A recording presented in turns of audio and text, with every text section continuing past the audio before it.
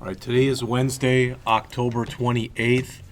As always, if you would please go out to the P drive for the class, and there is a folder with today's date on it. Now, unfortunately, on Monday, when I created the folder, it also said 1028. So I changed the folder for Monday that's online to 1026, which was the right date, and I changed this one to 1028. If I confused you, I apologize in advance.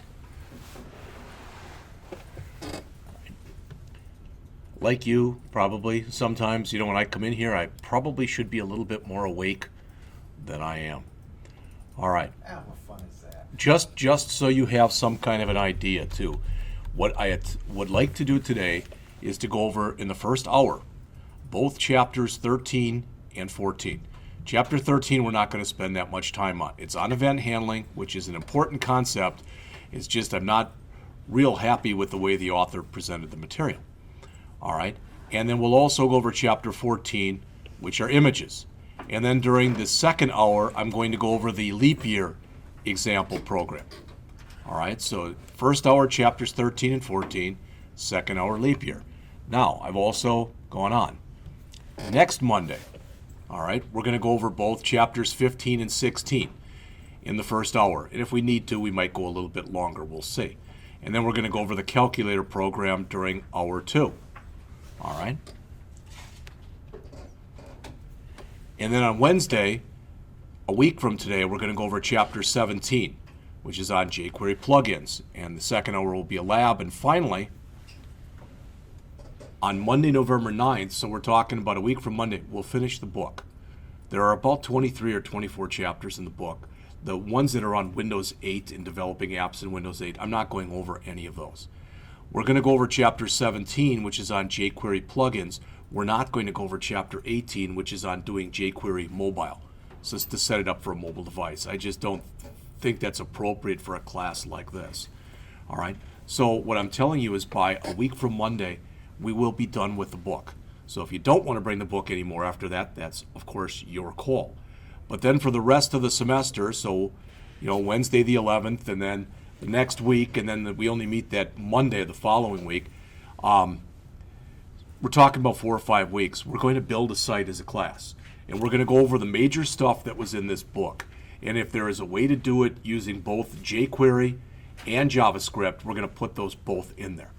All right, and ideally, we're going to add some CSS to the site so it looks halfway decent, and we're going to use the HTML5 architecture.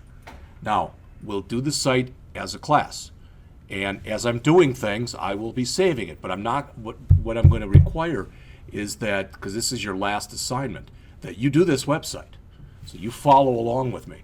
And I realize sometimes I might get going and maybe I'm going a little fast, so either you have to slow me down or you'll have to go back afterward and watch the tapes. That's your call, and everybody's different in here. No matter how fast I go, it's like when you're driving. My wife and I went and visited our daughter in St. Louis last week, and I look at the speedometer. She's driving. She's a lot better driver than I am. All right, how many guys admit that their wives are a better driver than them? But she is a better driver than I am. But I went and looked, and we're out past Springfield. She's going 81, which for her in the 70 zone is pretty high. All right, but guess what? She still had people passing her right and left. So that's why I said no matter how fast I go, I'm going too fast for some people and not fast enough for other people.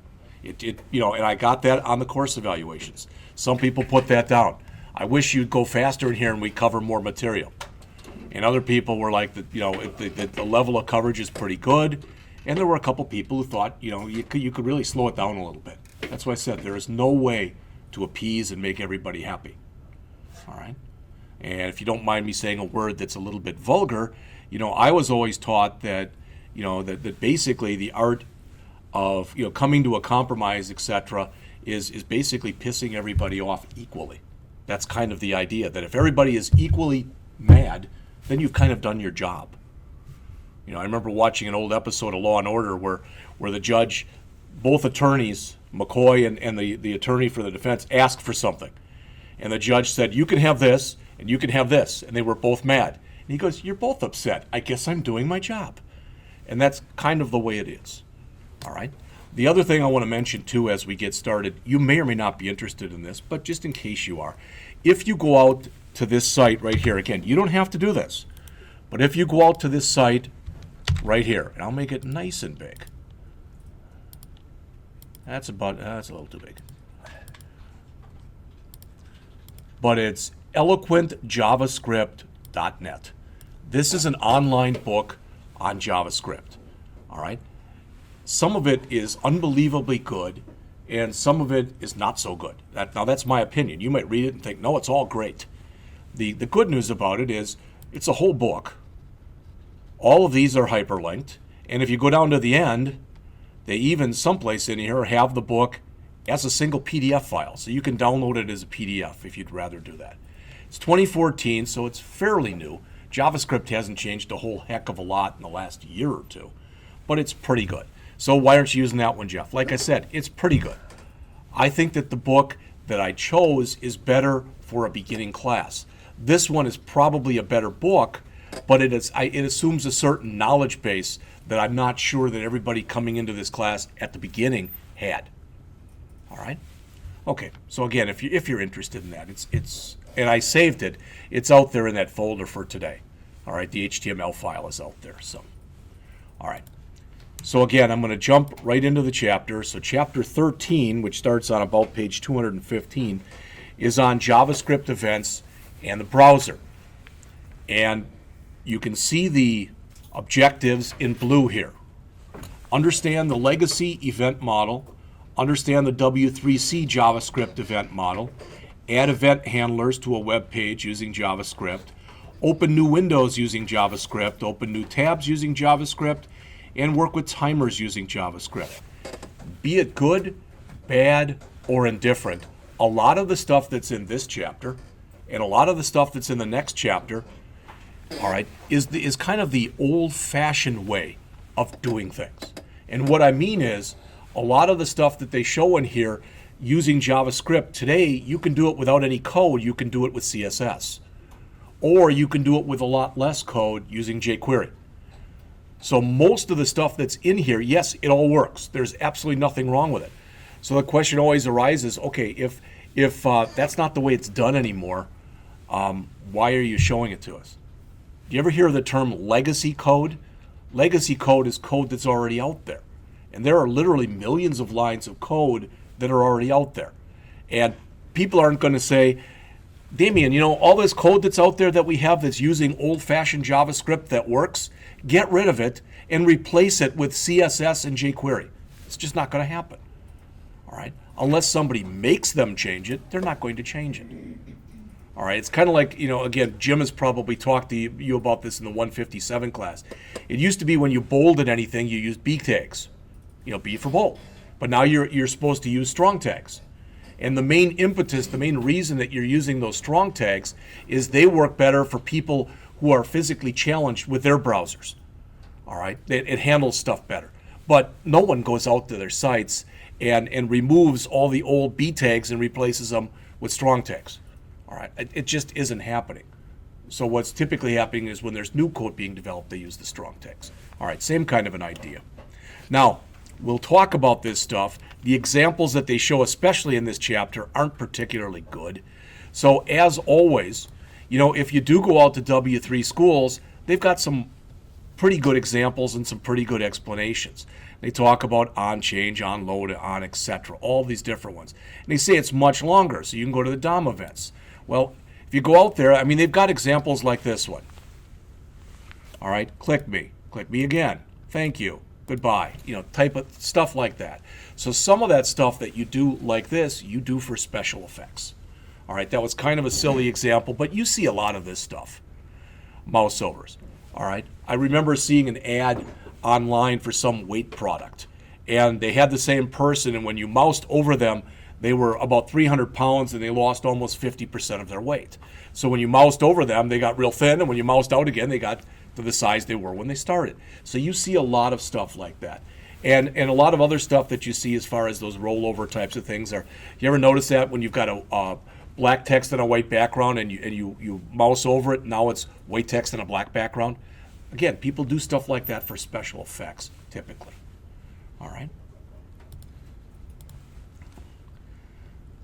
So the stuff that's in here, it's true. I'm going to summarize it, but it's kind of old. And what they're saying is that prior to IE9, Microsoft handled event handling in one way, and everybody else handled it in another way. All right? The W3C, the World Wide Web Consortium, came up and said, you will do event handling this way. All right? The problem is when they came out and said that, Microsoft was already doing it a certain way. So what they decided to do was do it that way for a while and then eventually ease into doing it the same way everyone else was doing it. All right? And that's what they're going to talk about in here. So the first thing they mention in here is they talk about DOM0. And you may or may not have noticed this when I went over it in Chapter 12. We talked about the DOM, the Document Object Model, and I kind of quickly rushed through the history on it. But DOM0 was the first iteration of a DOM, so it's been around the longest. Since it's been around the longest, most browser manufacturers have adopted literally 100% of it. All right, so that's what they're talking about right there. So they give you a brief overview. The big thing is what happened between DOM 0 and later iterations of the DOM are some of these names here changed. So instead of on blur, it's called blur. Instead of on change, it's called change, etc. The stuff works the same way, but they just have different names now. And by and large, it doesn't matter which one you use. But the idea is if you're doing newer development, you're supposed to use newer terminology. But there's still plenty of older stuff, legacy stuff out there, as I mentioned before. So these are the major DOM 0 events. All right, I'm not going to read any of them. A couple of these I mentioned to you before, that if I'm working on a website and I've got two labels, first name and last name, and each label has a text box. If I take my mouse and I click inside of that first text box that has for first name, then an on-focus event has taken place. If I leave that first text box and I go to the second text box, then an on-blur takes place when I leave, and an on-focus takes place when I go into the second one. All right. And again, hopefully that makes sense. But you'll notice if you look in here, the element has changed on change. All right. So if I go into that first text box and they ask for my complete name and I type in Jeffrey, 7 letters, that means technically 7 on change events took place. All right. So why is that important? It's important because if I decide that the only thing I'm going to allow into that text box for my first name are letters, I can check each on-change event, and if I put in something that's non-alphabetic, I can refuse to allow it to be input. So that's how you typically use stuff like that. Some of these just make sense. On click if you click something, on double click if you double click it, etc. All right. Key down, key press, and key up, that has to do with keyboard keys. All right. Load, as it says, when you load something. Most people associate the on load with your web page being loaded into memory. All right. There's some mouse events here. Mouse up, mouse down, mouse over, etc. Different mouse events. Now, is that stuff important? It depends on what the application is. If you're doing something, for example, if you're writing a game, the mouse stuff is really important. All right. Just a couple more. Again, the form element is reset. All right. If you never noticed that before, if you on most of the time, that if you see an HTML form on a page, you'll have a submit button and you might have a clear button or a reset button. And what that does is it takes the form and it sets it back to its initial values. That's all it does. And there's some resize things, etc. So there's some other ones. And the submit, so when you submit that. That's the major ones. All right. Now it says newer event models, W3C and Internet Explorer. All right. So it says here, the W3C again did it one way, and prior to IE9, they did it another way. All right. So they mention here, then they get into what it is. It says with the W3C model, they used something that was called Add Event Listener. All right. With earlier IE, they gave it a different name and called it Attach Event. All right. We're going to talk about the other stuff that's in here bubbling in just a second. I want to show you an example of it. But again, the point is, if you're trying to write an application and you want that application to be able to handle old browsers, especially old IE, then what they mention in here is you might want to, and I don't know where it is, but it's up a ways. You might want to write an event handler that's like this. The stuff that's in this if statement up till right here, that handles every browser and except for IE before version 9. And since most of the time that's probably the browser you're going to have, you do the add event listener first. This else, that attach event that you see right there in blue now, that handles IE 8 and below. You see the difference? So you're doing the same kind of thing, but you want to be able to handle it in multiple browsers. So what you're checking for is the different event that ended up happening. All right? And that's what they talk about here. Now, going along with that, one of the things that they mentioned, and this, it's not that this is hard, but it's just different. They talk in here about event capture and event bubbling. Okay? And think about it this way. Most of the time, what happens, let's suppose that it's a windy day and you're a little kid and your mom or whatever gives you a thing of bubbles. You start blowing bubbles. Usually what happens is when you start to blow bubbles, they go up. All right? If there's any kind of wind whatsoever, they'll go up. Eventually they'll come down, etc., but they'll go up. All right? So what does that have to do with anything? Well, I found this thing online. It isn't great, but I wanted to show it to you. I think it's here. All right. When you bubble, now this isn't the one I want to show you, so I think it's up here. Click below to see it bubble. All right. So if you click, what happens is typically when you click and you want to work with something. Let's say that this is some kind of a JavaScript routine, and this calls some kind of a JavaScript routine, and this calls some kind of a JavaScript routine. If it's a function or whatever, we don't care. But the point is, now there's a problem right here with this number 3.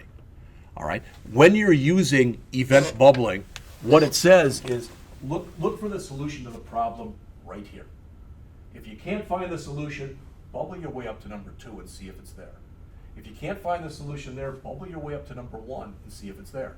And if you haven't found the solution by then, it's not solvable. So throw some kind of an error to the user. But start where you currently are and work your way up. On the other hand, when you use event capturing, even if you find the error here, you start at the top and you work your way down. So that, it's bubble up and capture down. That's the key thing. All right. Now that's not the greatest explanation. Like I said, I just found this online. This isn't even the greatest drawing, to be honest with you, but they show it a little bit. It's just under JavaScript info, javascript.info, and they've got a lot of good stuff on there because they've got a lot of visual stuff. And I thought it was pretty good.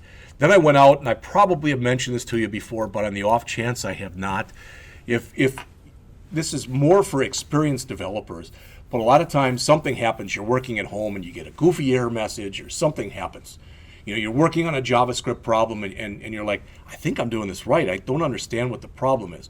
There's a site that's called stackoverflow.com. Again, it's more a professional site, so it's not the kind of thing that you would go out there and post your assignment and say, can somebody do this for me? Because they're going to call you an idiot, and there's a lot of that goes on this site. This is professional people, so if somebody asks a question and most people think it's an idiotic question because it's so simplistic, they'll write down, this site is not for idiots. And you'll see stuff like that. That's about as harsh as it gets. But the point is, a lot of times when I have problems or I get some kind of a goofy error message and I don't know how to handle it, I'll go and Google the error message directly. And usually one of the first hits that I'll find is something from Stack Overflow. All right. And they mentioned in here again, kind of what I mentioned to you. I said bubble up, capture down. They call it bubble up, trickle down. But they explain it a little bit in here. All right. And, again, what is event bubbling and capturing? Because it goes by capturing. It goes by other names, too. But, again, I'm trying to keep kind of in vogue, so to speak, with what the author used. All right. So again, when you went from DOM level 2 and then we went through 1 or DOM 0, then to 1 and then to 2, you can see how the names changed. This is important because most of the time most of the time in here, these functions that you use, most of the time, they are case sensitive. How do you know if they are or not? Well, you write the same code and you write it either in the case they show here or all in upper or all in lowercase, and you try different permutations to see what works and what doesn't work. All right, so that was that generic error handler that I already mentioned to you. Now, one thing I mentioned was, again, that much of this stuff that's in this chapter, for lack of better words, is a little antiquated because of the advent of jQuery. And they start talking about how jQuery handles events. All right? Now, if you're writing JavaScript and you're writing 3 or 4 lines of code, is it really that big a difference to write 3 or 4 lines of JavaScript code or 2 lines of jQuery code? Probably not. All right? But as you go on and your applications become more and more complex, you'll find that you'll end up writing a lot less code using jQuery. All right? There are plenty of people out there today who are web developers who use jQuery on a very regular basis that, believe it or not, don't know JavaScript very well. But they know a built-in library and they know how to use the things in the library. All right? And they don't write any more code, really, than they have to. All right? And why would that be? I mean, why would you try to write less code? Well, it's less work, but the main thing is, if you're the person who's going to end up maintaining it, if I got my choice of maintaining 1,000 lines of code or 100 lines of code, guess which one I'm picking? All right? So as I mentioned, everything that they've done in here, you can also use jQuery for. You get a different kind of syntax. So with jQuery, you use that $sign. This says I've got some kind of ID that's called my link. When I click on that, so the on method, and this is what on what. So this says when I click on it, I want this particular function to run, which is just going to say click the link. It's a silly, convoluted example, but what they're trying to show you is with the stuff that's built into jQuery, you'll end up writing less code. All right, I'll just leave it at that. And they explain all this stuff. I'm not going into it in a lot of depth at all. All right. So they go and they write this thing for responding to events, but again, the idea is with this one, they're doing all of it with jQuery. Again, the only thing I don't like about what the author does here is I wish he would do a better job of taking all that jQuery that he puts inside of his HTML file and moving it out and putting it into a separate file to write more unobtrusive JavaScript, which he doesn't do. All right, he talks about it, and then he doesn't do it. All right, I mentioned yesterday I had a class for the second-year people. This guy at the beginning of the chapter, he goes, there's 2 ways of doing this. Basically says way A, and then he explains it, and he says way B, and he explains that. And he said, but you should always use way B because it's newer, it's been optimized, it's a better way of doing things. So that's what I did throughout the book. And then he's got 11 examples in that chapter, and he uses the old way every time. So I asked the class yesterday, I said, did I misread this? And they were just laughing. They're like, no, he said one thing and did another. Okay. All right. That jumps us into page 222 and talking about detecting visitor information. With detecting visitor information, what you're saying is I want to know the person who's coming to my website, what browser are they using, what version browser are they using, etc. So if I grab this code that's right here, I'm just going to show you this. About the only one I'll probably show you today. But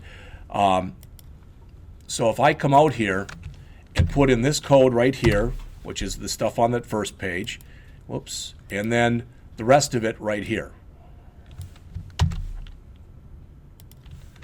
All right, and I'm just going to call it, we'll look at it in just a second, but I'm just going to put it on my desktop and I'm going to call it detect.html. All right, what this says is that the JavaScript is inline, show me the user information. So this is the navigator object in JavaScript, and from that navigator object, show me the user agent information. So I'm going to run this. So I'm going to run it first in Firefox, or attempt to run it in Firefox.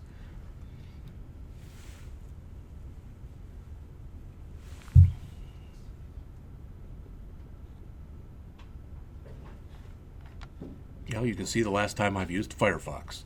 All right.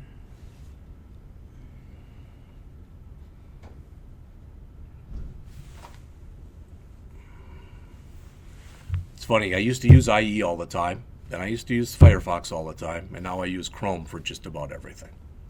All right. In fact, I'll stop it. I should be able to do it this way. I'll run it in Chrome. All right. So you notice the stuff that's shown here. It shows me basically the browser I'm using, the operating system running, etc. with it. In fact, I'm using WebKit. So just remember that stuff, Mozilla, etc.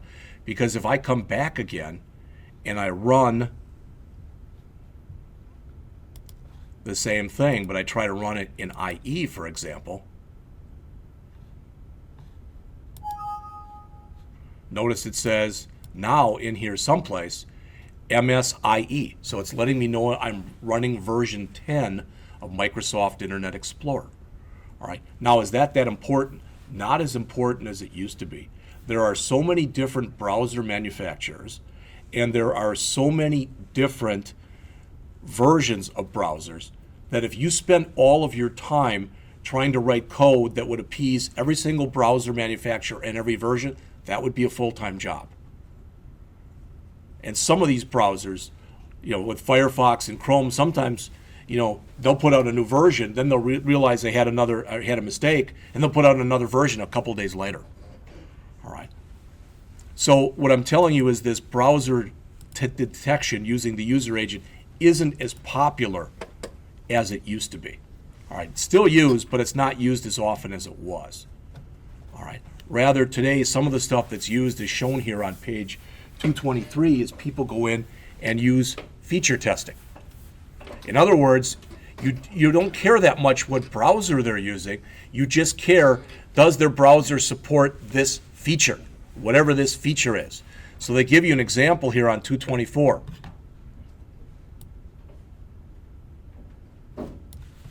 All right.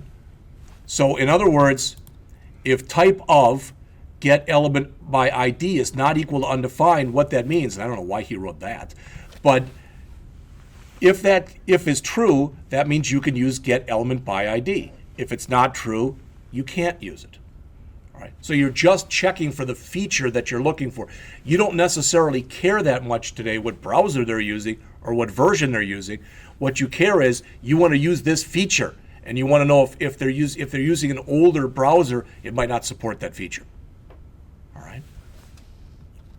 And they're even saying that today, I don't know if you remember this because we talked about this back in like week 2 or something like that. This is called that question mark colon operator. This is a shortcut. What this says is if type of document dot get element by ID equal function, if it's true, all right, then, all right, so we're going to assign true to this variable. If you can't do that, you're going to assign false to the variable. It's just a shortcut, the question mark colon operator, that's all. All right, what about older browsers? What about people who have JavaScript disabled, or they're literally using, believe it or not, it's like 1% are still using things like IE4, IE5, and IE6. All right? So there's 2 ways you can handle that. One is you can take all of your JavaScript and you can put it inside of HTML comments. It's not done as often anymore, but some people still do it. And what happens then is if the system sees that code and it doesn't know how to understand it, since it's in HTML comments, it'll just ignore it, which is what you'd want because you wouldn't want rogue JavaScript code showing on a web page. All right, so that's one way. Another way of doing it is to have these no script tags. These no script tags will only fire if the person has got JavaScript and it's been turned off, or if for some reason they're using some obscure browser that doesn't support JavaScript, period. That's the only way that this stuff in here will fire. And normally you'll see something like that. You don't have to put a lot of stuff in there, but you just say, hey, the page requires JavaScript, just so they know that there's really nothing they're going to be able to do on here, because again, the page, they need JavaScript and they don't have it.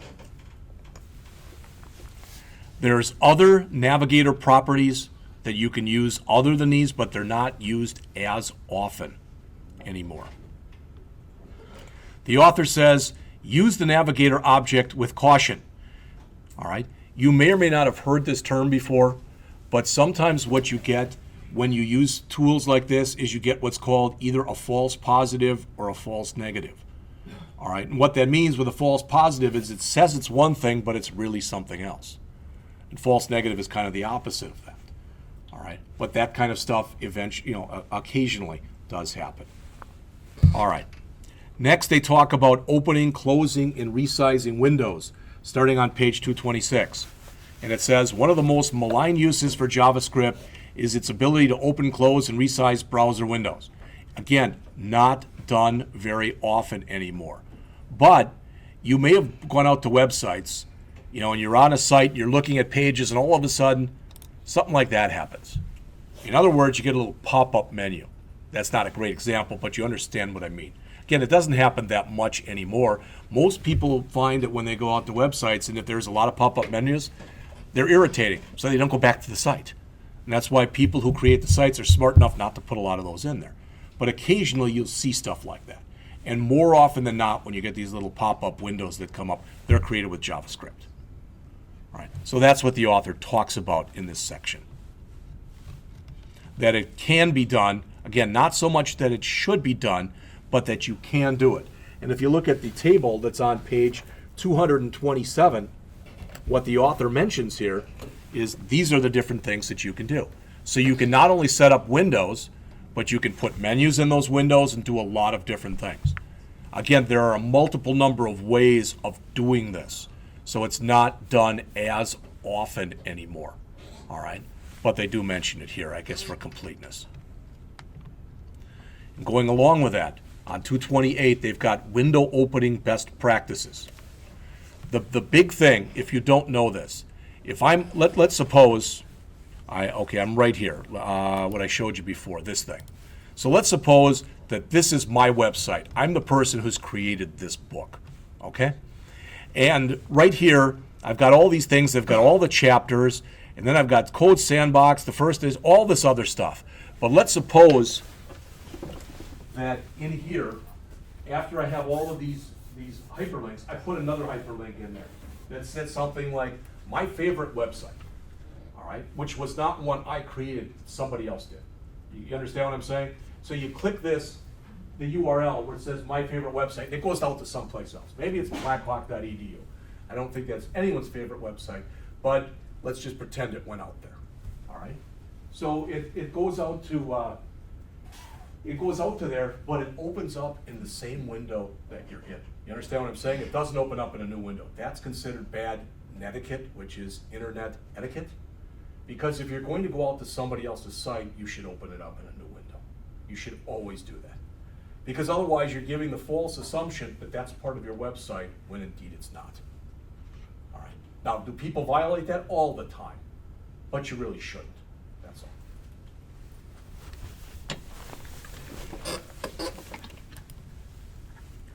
All right, same thing with tabs. They say no JavaScript necessary. So a lot of the stuff that you used to do, you don't have to do it with JavaScript anymore. All right, there are better ways of doing it. And when I say better, there are better ways of doing it because it involves no code. And most people will tell you that if they have the chance to do something and they don't have to write a minimal amount of code or no code, they'll choose that way. You can also resize and move windows with JavaScript. But one thing JavaScript is still at least somewhat used for, starting on page 229 here, are timers. All right? And set timeout, clear timeout, set interval, and clear interval. Imagine for a second that you've got an alarm clock. It's an old-fashioned alarm clock. It's one of those literally that goes off and it makes the bell kind of sound, and there's no snooze on it or anything else. You set that for 5 o'clock a.m. 5 o'clock comes, that goes off. You hit the button to turn it off, okay? Okay, that's a set timeout. It's more or less, a set timeout is a one-time thing, okay? On the other hand, with a set interval, that's almost like you have a snooze. And you know that you set it for 5, but you really don't have to wake up till 6. So it goes off, you hit the snooze button, 10 minutes later it goes off again, you hit the snooze button, 10 minutes later it goes off again, you hit the snooze button, etc. All right, that's setting an interval. So a timeout basically is set to be a one-time thing. where an interval will happen on some kind of a regular basis, or some kind of a basis that you set up. Not only can you set timeouts, you can clear them. You know, it's kind of like if you've ever had that happen before. You know, a couple times I've got my alarm set all the time in the morning, usually for like 3:45. But sometimes I wake up at 3:20, and I'm like, I don't really want to try to go back to sleep for those 5 minutes, so I just turn the alarm off. All right, that would be a clear timeout. All right, I can't give you a great example of a clear interval. I guess that would be if the snooze was going off and went off a couple times, then I actually turned the alarm off, type of an idea. When you work with this stuff, it works with milliseconds. There are 1,000 milliseconds in 1 second. The reason that that's important is a lot of times new developers want something to go off every second, for example. So instead of setting it to 1,000, they set it to 1. What that's saying is rather than going off every second, you're telling it to go off 1,000 times every second. Almost always what you don't want to have happen.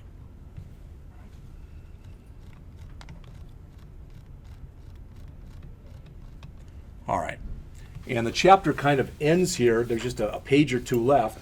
But they start talking here on 231 a little bit more about events. And the author says, you know, we just scratched the surface because there's a lot of different things. It says the final piece in your initial look at jQuery involves a couple more events. This bleeds into the next chapter. So they talk about mouse events and they talk about hover events. All right. The examples, fortunately or unfortunately, that the author provides, especially in the next chapter, the hover events, they're just not good. All right. But they show an example of what you can do here. Again, like I said, they're not great examples. If you want more stuff on jQuery, you can go out to api.jquery.com/category/events. If I go out there, so these are all the different things. And you'll notice I haven't never counted these. If you told me there's 50 or 60, I'd believe you. If you told me there's 20 or 30, I'd say there's probably a few more than that, but probably at least 30. And for each one of these, so if I want to know how to use the blur event, I click on there, it shows me the syntax, and a little later, it shows me an example, and a little later, they have an actual running example. All right, it's just api.jquery.com. Okay? All right, that's it for that first chapter, so I'm gonna stop taping and then start taping again. All right, in fact, I'll just keep going. That's fine. I'll just combine these into one. That's not a big problem. But the next chapter, chapter 14, talks about working with images in JavaScript. So the chapter itself, as you can see, starts on page 235. And they talk in there about things like doing hovering and a few other things. And we can look at the examples that the author puts in here. All right. In fact, I'm not going to grab that. I'm going to grab the actual code that he has. This is what? So I've got all of this stuff. It finally came up for Firefox, and it showed the information on there. So this was chapter 14, and here's his hover. And I think this is the full hover here. I don't remember. Nope, it's the next one. See that? All he's doing right there, that's about the simplest example of hovering that I've seen. Now, how do we typically use hover? Well, if you've ever done that, if you take your mouse and you put it over a certain menu item, it might go to a reverse. So if you've got a menu that's, for example, got green writing and a yellow background, then when you highlight one of them, it might be yellow writing with a green background. That's a hover effect.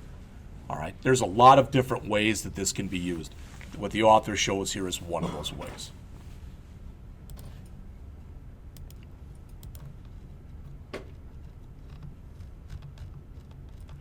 All right. It's even easier to do with jQuery. And again, when I say even easier, what I'm talking about is the fact that it involves less code. All right. jQuery has got stuff built in for you to be able to do hovering. So we can look at the examples, but they're the same examples. They're just written in jQuery. They look the same, but they involve less code than the previous examples. All right. jQuery does have a hover function. So again, if I wanted to do that, just like I showed you before, I'd go back to here. I'd find hover. All right. right, so there it is. And I'd go down, again, there's the syntax of how to use it. There's an example of how to use it. And there's a demo. Notice when I highlight each one of these, what happens? Now, you might look at that and say, well, that's kind of stupid. Who'd put 3 at? That's not the point. The point is what you can tell from looking at that whatever the active item is, you're able to tell it in one way or the other. And you could easily go in and change this. Instead of putting those 3 asterisks there, you could put whatever you wanted to. You could change the color or do whatever. But again, the code to do that is really right there. It's calling the hover function. So it's telling it to fade in or it's telling it to fade out, and it's even giving it a speed. 1/10 of a second, 1/2 a second for fading in and fading out. All right?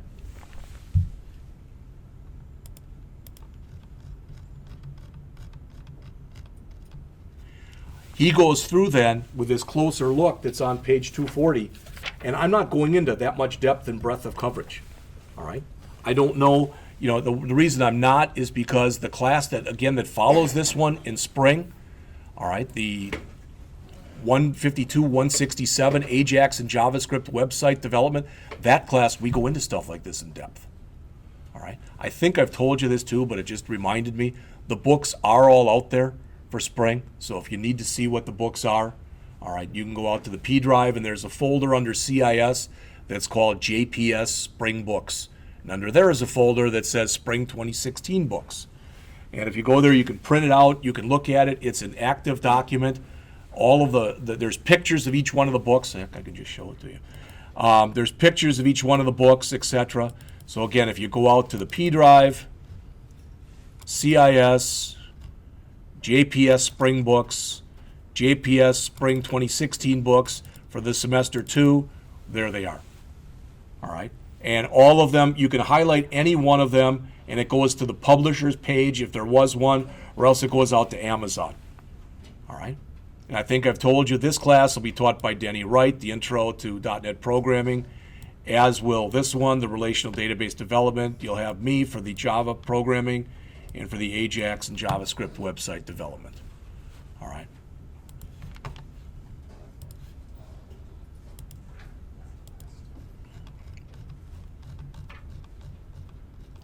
All right. Next on page 242, the author talks about preloading images. How preloading images is done is not that important, but the fact that you can preload images is important. When you preload images, the reason that you're preloading them is you want to make them available early. So in other words, what I might do is if you come out to my website, I might think that eventually on a different page where I have a photo gallery, I might think that on that page, you're going to eventually go to that page. All right? You're going to eventually go to the photo gallery page. So what I might do is even though you're at the home page, I might start downloading or preloading those images. So by the time you get to my page, my gallery page, they're already there. Because it's kind of amateurish that if I go and I go to a gallery page, I have to wait for 15 or 20 seconds while images load. All right? So again, it's not that important how preloading is done. What's important is the fact that you can do it. All right? Which also leads into the next topic, which are slideshows. Everybody's seen slideshows. Fortunately or unfortunately, again, I'm not the author, so I can't explain this. But this is how the author shows a slideshow in here. Personally, I think it's kind of a goofy little slideshow. There's nothing wrong with it, but it's not showing a heck of a lot. More often than not today, if you're going to look at a slideshow, and I put one of them out here, it'd be something like this. All right, where you can click here and here.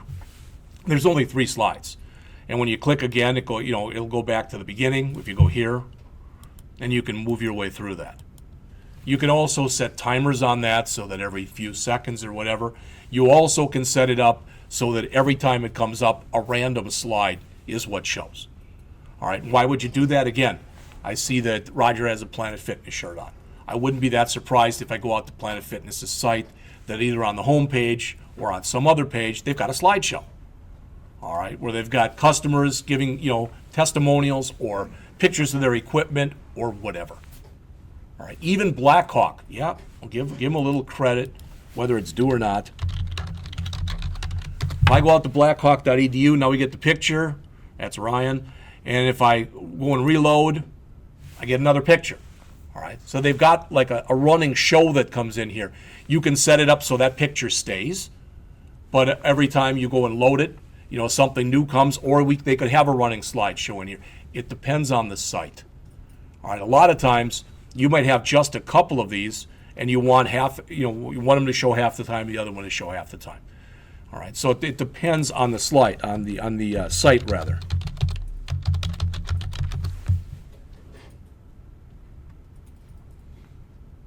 So I was looking, I guess I figured they'd have something here, but maybe they don't. Doesn't look like it. Membership types, perks, nothing there.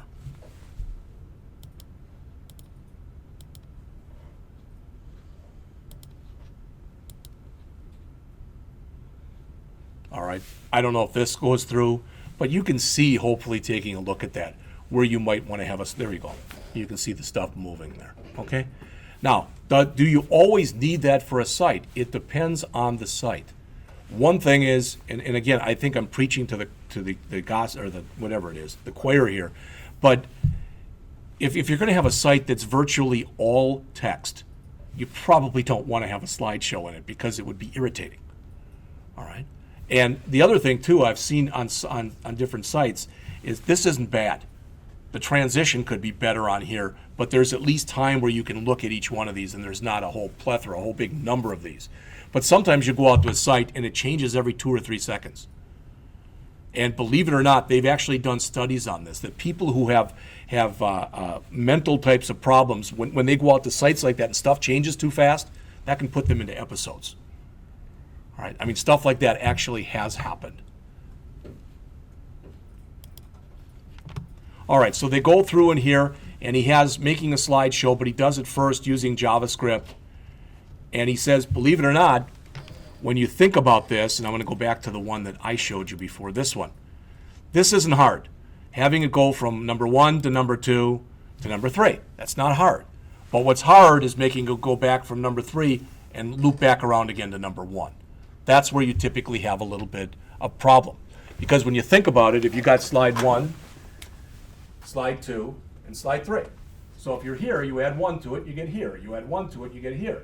If you add 1 to it, technically you get there, and there isn't anything. So you've got to literally tell it to go back to here. All right, so that involves a little bit of code. All right, and he explains a way that can be done. Again, the nice thing about jQuery is it'll basically do that for you without any code.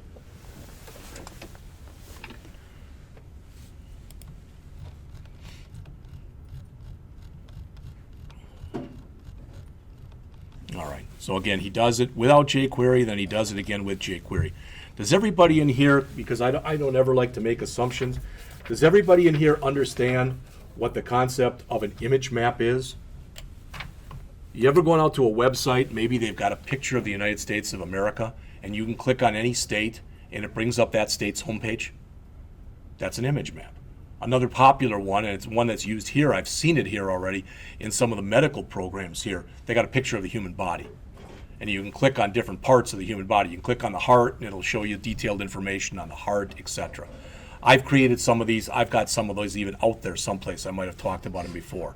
But they talk about it. In this example that they have here, is they're trying to show a different constellation of stars, and the idea is you can click on them and get information. Thought it was interesting. It was because he did it. That was a thing taken from Stevens Point, Wisconsin. So no idea if that's where the author's from or not. And that's it for this chapter. So again, if you came in a little late and you didn't hear this, what we did today, just show you the same thing I showed everybody before. What we did today was we went over both Chapter 13 and Chapter 14. Chapter 13 was on event handling. Chapter 14 was on images. We did that during the first hour. It's pretty good, set pretty well for time. During the second hour, I'm going to do that leap year program for people who weren't here. All right. Again, if you weren't here on Monday, what we did was we went over an exam or how to do that simple calculator program where you enter 2 random numbers and it adds, subtracts, multiplies, divides, and does the modulo. Plus, for that first assignment, if you didn't do it, there are hard copies back there of 2 of the 4 problems you were to do. And if you didn't get those copies and you didn't do the assignment, get those and key those in. So we're going to go over the other one today. Then next week, on Monday, we're going to go over Chapter 15, which is Forms, and Chapter 16, which is JavaScript and CSS, kind of like we did it today. All right? Then we'll go over the homework for Chapter 2, which was that calculator problem. All right, we'll do that as a class during the second hour. All right, and I'll have hard copies of the other one for homework 2. Then a week from, bless you, a week from today, bless you, it's going to be all jQuery. We're going to go over some standard jQuery plugins, and I'll show you how you can set some of those up. Not very difficult to do. And then finally, a week from Monday, we'll finish up the book.